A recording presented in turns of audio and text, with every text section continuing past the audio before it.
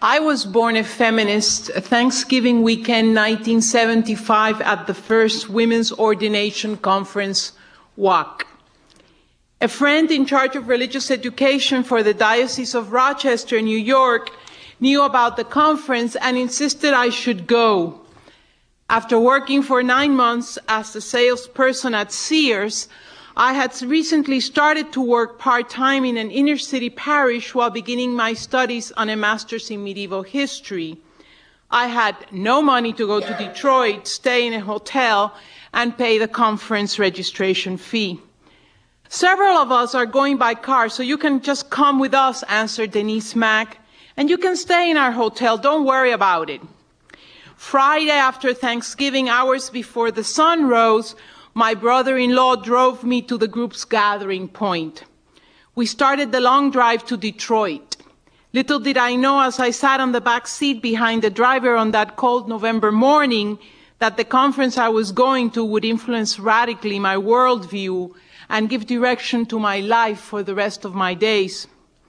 The sense of excitement and possibility that filled the hallways of the hotel where the conference was held was incredible. The process that had been designed for the conference remains one of the best I have worked with. The small groups after the plenary sessions were geared to allow the people to discuss the issues presented and to begin to decide what they wanted to do. Little by little, those small groups were dissolved as people moved to the different caucuses that were being formed according to what interested the conference participants. I was a small group facilitator, and I did my job well, so after the second plenary, I was jobless, but not for long. We wore tags that identified us as facilitators, and as I stood in one of the hallways drinking a cup of coffee, this tall woman asked me in quite an abrupt manner, "Where's your group?" Learning my group had already dissolved, she thrusted paper and markers into my arms and said while rushing on, "Then come and help me." Marjorie Tuitt was facilitating the caucus that had formed to consider establishing an ongoing organization, and she needed someone to take notes. I followed her without saying a word, fascinated by the energy she exuded. During the next hour, I had the most intense lesson of my life in group dynamics. Never losing sight of the task at hand, Marjorie allowed everyone to speak. Her no-nonsense attitude invited people to think before they spoke, and the meeting moved along at an incredible pace. She was constantly summing up where we were, and I did all I could to write down each and every step we took. Later, at one of the plenary sessions, they asked the Assembly to consider the resolution. The Assembly really didn't take resolutions. Nadine Foley's sitting up there, so I don't want her to think that I didn't know that. They simply read it for affirmation. And I was taken back as I heard the words I had written read from the platform. My birth as a feminist took place at the ending ritual of the conference. When those who believed themselves called to ordination were asked to stand, I knew I had to be honest and stand. Most probably, however, I was the last one to stand. A battle raged within me, caught between a sense of vocation, of what makes sense for me, what I want to do with my life, and the fact that in a flash I was totally aware of the struggle that lay ahead. I turned to Mary Walden, a friend whom I had met 3 days after I arrived in this country back in 1960, and choking on tears I said, "Mary, I don't want to stand. I am tired of battles." She smiled at me reassuringly. Almost forced by the belief that I was called to be ordained, I stood up. I was towards the front of the room, and I turned around to find that I was standing with a cloud of witnesses. In this battle, at least, I would not be alone. After a few seconds, I sat down thinking, well, I have been born, baptized, and confirmed in this new life all in one. As I left the assembly room, I signed the paper indicating I was interested in working on setting up an ongoing organization to work on making reality the ordination of women in the Roman Catholic Church. Back home, working in an inner-city parish and my studies kept me very busy. A few months went by. One day the phone rang, and it was Rosalie Muschal Reinhardt. She had been a member of the task force that had organized that first women's ordination conference. You signed the list of those interested in forming an ongoing organization, and I'm calling because we're doing just that. That first meeting was at Rosary College, now Dominican College, outside Chicago. And again, I simply did not have the money to buy an airline ticket. We have vowed, said Rosalie with her characteristic passion, we will not meet again without women of color participating. I was to save the day, she insisted, and she somehow would find the money to pay for the ticket. And she did, and I became involved as a volunteer for several years, and eventually worked as a paid staff for 3 years. It was in the Catholic movement, in the Catholic Church, that I began to learn about gender oppression. In the 1960s, I had been a missionary in Lima, Peru, and there the poor had taught me the real meaning of religion. They had taught me that if beliefs are not the basis for the struggle for liberation, they are not worthwhile. They had taught me that God stands with the poor and that liberation and salvation are inseparable, that poverty is a slap on God's face. I came back to live in the United States in 1970. Every week I would read the National Catholic Reporter looking for clues of how I could get involved. As I read about what was going on in the church in the USA, nothing resonated with me. Then I saw a small announcement that ran every week. It talked about the deaconess movement and said to write, and they would send a newsletter. Soon I received a homemade newsletter written by Mary B. Lynch, a Roman Catholic laywoman. Eventually I learned that she was the one who called together the group of women in Chicago who organized the first women's ordination conference. I found what the newsletter said interesting, but it did not move me to action. It did not touch what was then at the heart of my personal struggle, looking for ways to get involved in stopping poverty and the exploitation by the United States of Latin America. During 1976, the first year of my life as a feminist, I worked hard at educating myself about feminism. Though I knew next to nothing about feminism and my gender analysis was very immature, I understood early on that I could apply the same process I had used to learn about poverty and the relationship of the gospel message to poverty to the oppression of women. There was not much available to me to read, but then I have always learned most from lived experiences. I began to wear my newfound gender analysis lens all the time. Soon a group of us started to meet locally to see what we could do to move the church in Rochester to deal with the issue of women's ordination. Local and national involvement provided me with a community of women with whom I could learn. Group reflection and reading began to provide for me the categories and the frame of reference I needed to see the connections between poverty and sexism. My vision became clear, but my world became more complicated as the days went on. Soon I could sing with full conviction 2 songs. One, I wish my eyes had never been open. The other one, I ain't no ways tired. I've come too far from where I started from. Nobody told me the road would be easy. I have never known how to proceed in life without seeing what I do as either a way of surviving, like washing dishes or working at Sears as a salesperson when I could find no other jobs, or as part of my vocation in life. I was not surprised, therefore, that I began to find the work on the issue of women's ordination, which I soon saw as but one way of working against sexism as part of my vocation. The experience of one of the women involved in the organization we had started helped me realize this. She called one day and said that she needed a break. She felt burned out. What she said impacted me greatly. The fact is that it scared me out of my wits. For weeks I chided myself for perhaps not taking the issue seriously enough, for I certainly did not feel anywhere near exhaustion. On the other hand, I did not want to become so psychologically drained that I had to step away from my commitment to the women's movement. I had gotten involved thinking that we would get ordained within a decade or so, and then I could once again concentrate on working with the poor. But what if the involvement in the issue left me psychologically spent? I thought long and hard about the situation, and then one day while driving home from work in the middle of a snowstorm, 3 things became clear to me. First of all, I realized that sexism is a category of oppression and that it does not exist apart from poverty, but that it compounds poverty and vice versa.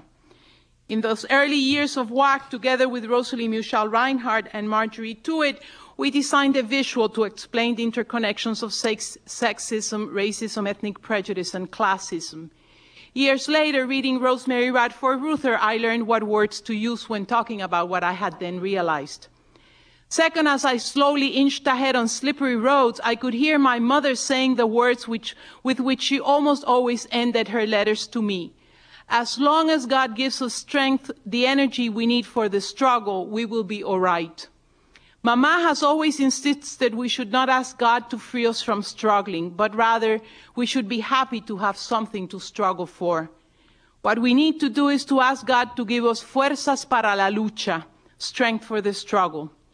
Years later, I would work on developing la lucha as a category of analysis and as a theo-ethical category. Third, the snow-covered windshield of my car became like a movie screen where I could see my next-door neighbor in Lima, a woman who lived in extreme poverty yet never lost her sense of dignity and purposefulness of life. I remember the steadiness of her struggle. Day after day, she dealt with the reality of the present day and survived today in order to be able to face tomorrow. That reflection has led me to develop the category of lo cotidiano as the main site for the struggle, as the site that makes obvious oppression and at the same time illumines the preferred future for which we struggle. What I realized that day, I came to understand more and more as I shared and discussed it with my women friends in Rochester. From that day forward, I have never been scared of burning out. And as far as burning up, isn't that what life is all about? For me, life is about being passionate for justice. That is what fulfills me. That is what gives me energy and creativity. Our work at Call to Action, the national conference called by the U.S. Catholic bishops in 1976, was the first public action of WAC. For me personally, Call to Action was important, for there I met Yolanda Tarango, a Chicana nun from El Paso, Texas. After the Catholic Bishops' Call to Action conference, I asked her repeatedly to join WAC. She did not seem willing to do so, and little by little I began to link her reticence with what had happened at the end of the WAC conference a year before.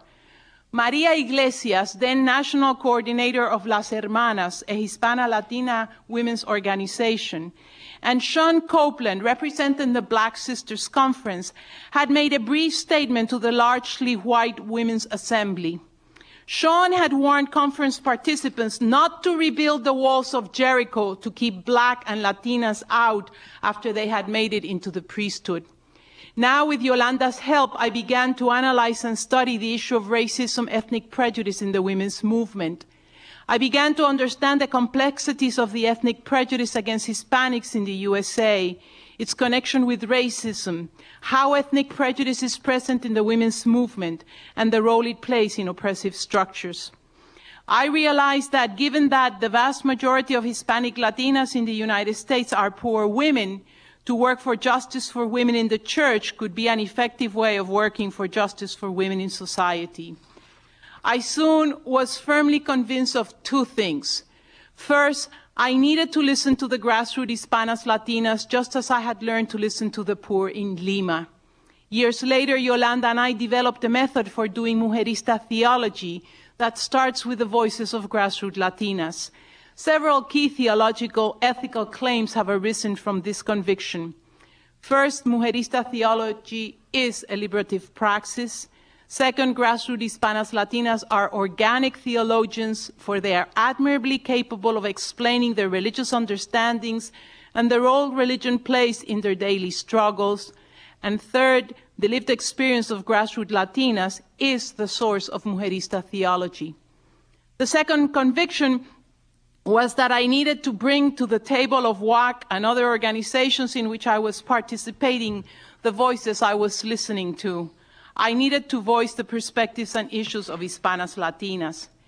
Many of the women I worked with in WAC, almost exclusively white women, were committed to the struggle against racism. I believe many of them came to understand the particulars of the struggle of Hispanas Latinas in this society. However, as I began to speak more and more as a Latina from the perspective of Hispanas Latinas, and as I attempted to link sexism to racial ethnic prejudice, I began to become invisible in the movement, which Jamie Phelps had told me would happen. Interesting that a few years later, the first theoethical article I wrote is entitled Invisible Invisibility. After 5 years of being at home in the women's movement struggling for justice in the church, I began to feel alienated. Disagreements regarding styles of leadership, struggles for control of WAC, and my own personal shortcomings created a most difficult situation, and I was asked to resign from my position in the national office of the organization. Extremely distraught by what had happened, I spent time analyzing the reasons for it and trying to learn from it. Undoubtedly, it seems to me that though we had struggled and continue to struggle to understand power and yield it in a non-oppressive way, when difficulties arise, we fall back into what we have learned and the way we have been treated all of our lives. We turn disagreement into confrontation, and we wield power to control and dominate instead of to enable and facilitate. However, though I was wounded and disillusioned, I was not about to turn my back on the struggle for justice for women. That had become part of my vocation in life, of who I am. I simply needed to find a new avenue for involvement. Religion has always been a central part of my life. Religion, in particular Roman Catholicism, is a key element of Latino and Latina culture. It is not at all exceptional for me, therefore, to become aware of gender discrimination through my involvement in the church, and that it was a church issue, the ordination of women to a renewed priestly ministry, which provided for me the opportunity to struggle for justice for women. My awareness of how sexism operates in the Catholic Church, how it influences our religious understandings and practices, has never created for me a crisis of faith. My religious beliefs, on the contrary, seem to grow stronger, to give me a deeper sense of myself and my vocation in life, regardless of the many pitfalls they themselves harbor. Since I was young, I have distanced the divine and my relationship with the divine enough from the church, and now from theology, that what the church teaches and does is not a source of scandal or disappointment for me. At the same time, as a young missionary in Lima, I learned the power and influence the church does have in society. Though in the USA, the role of the church in society is different, and though today that role is not what it has been even as recently as the 1980s, I believe that the churches have a certain moral power in society. I believe that the churches have an obligation always, to take a prophetic stance in society. They always have to be on the side of the poor, the oppressed, the exploited, the marginalized, the vulnerable.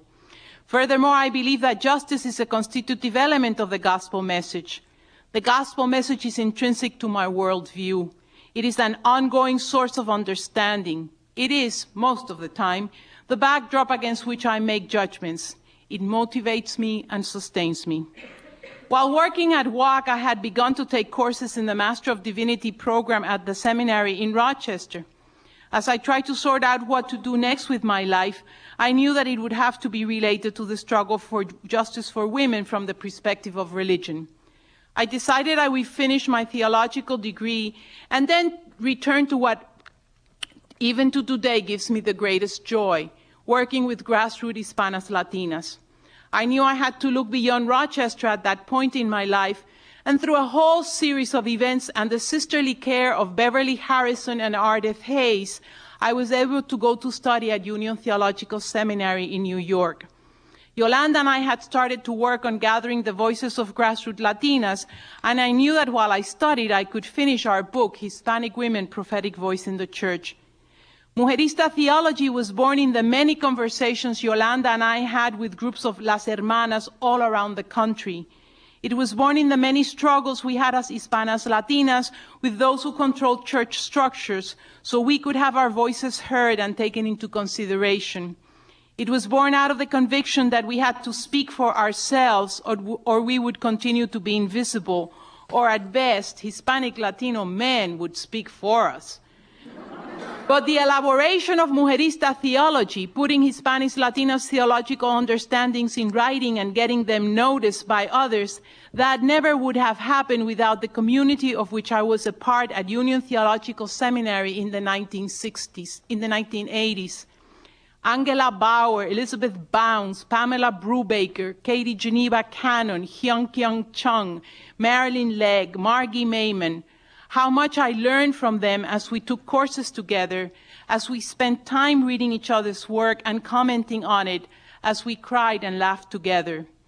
Then there are the women who had some contacts and some influence and used it to open roads for me personally, and to insist on including mujerista theology as one of the theological voices of women that needs to be present. Among these women, and there are many, I have to mention Rosemary Radford Ruther, who referred us to her editor at Harper & Row, helping us to get our first book published. It had been turned down like by 6 publishers by then. And Letty Russell, who made sure time and again at the American Academy of Religion and elsewhere that mujerista theology was included. I owe my job at Drew University in part to Marcia Riggs and Karen McCarthy Brown. For years, I could not find any other Hispano-Latina women at the AAR. It was with Katie Cannon, Joan Martin, and other womanist theologians that I felt at home. Their struggle to have their own sessions at the AAR were the blueprint I followed to establish a Hispanic Latino session in that assembly. Together with the struggle for justice, community, friendship, and relationships have been central in my life. As a mujerista, I have come to understand how these two themes are intrinsically linked. Very important to me is the belief that we cannot sustain the struggle for justice for women without a deep sense of commitment to each other as women. There is no possibility of creating just structures in the academy, in the churches, and in society at large if relationships and solidarity do not inform our lives on a daily basis. At least I can bear witness to how much we can accomplish when we come together as community.